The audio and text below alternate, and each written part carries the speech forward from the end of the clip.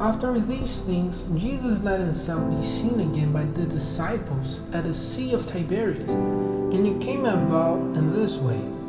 Simon Peter, Thomas named Didymus, Nathanael of Cana in Galilee, the sons of Zebedee, and two others of his disciples were all together. Simon Peter said to them, "I am going fishing." They said to him, "And we'll come with you." They went out and got into the boat, but that night they took no fish. Now, very early in the morning, Jesus was there by the edge of the sea, though the disciples were not conscious that it was Jesus. So Jesus said to them, "Children, have you taken any fish?" They made answer, "No." And he said to them, "Let down the net on the right side of the boat, and you will get some." So they put it in the water, and now they were not able to get up again because of the great number of fish. So the disciple who was near to Jesus said to Peter, "It's the Lord." Hearing that it was the Lord, Peter put his coat around him because he was not clothed, and went into the sea. And the other disciples came in the little boat. They were not far from the land, only about 200 cubits off, filling the net full of fish. When they got to the land, they saw a fire of coals there, with fish cooking on it, and bread. Jesus said to them, "Get some of the fish which you have not taken." So Peter went to the boat and came back, pulling the net to land, full of great fish, 153. And though there was such a number, the net was not broken. Jesus said to them, "Come and take some food." And all the disciples were in fear of putting the question, "Who are you?" being conscious that it was the Lord. Then Jesus came and took the bread and gave it to them, and the fish in the same way.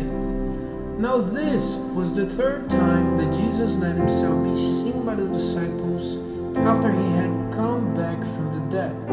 Then when they had taken food, Jesus said to Simon Peter, "Simon, son of John, is your life for me greater than the love of these others?"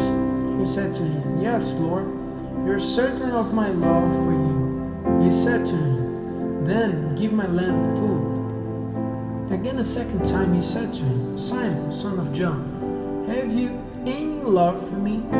"Yes, Lord," he said, "you are certain of my love for you." "Then take care of my sheep," said Jesus. He said to him a third time, "Simon, son of John, am I dear to you?" Now Peter was troubled in his heart because he put the question a third time, "Am I dear to you?" And he said to him, "Lord, you have knowledge of all things. You see that you are dear to me." Jesus said to him, "Then give my sheep food. Truly I say to you, when you were young, you made yourself ready and went wherever you had a desire to go. But when you are old, you will put out your hands, and another will make you ready, and you will be taken where you have no desire to go." Now this he said, pointing out to the sort of death by which he would give God glory. And after saying this, he said to him, "Come after me." Then Peter, turning round, saw the disciple who was dear to Jesus coming after them, the disciple who was resting on his breast at the last meal, and said, "Lord, who is it who will be false to you?" Seeing him, Peter said to Jesus, "What about this man?" Jesus said to him, "If it is my desire for him to be here till I come back, what is that to you? Come yourself after me." So this saying went about among the brothers that this disciple would not undergo death. Jesus, however, did not say that he would not undergo death, but if it is my desire for him to be here till I come back, what is that to you? This is the disciple who gave witness about these things and who put them in written, and we have knowledge that his witness is true.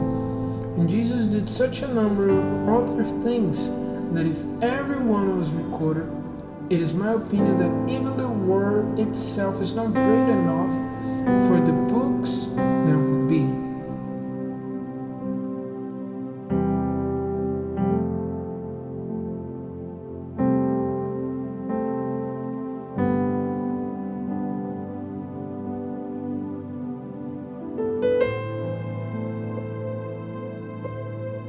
you.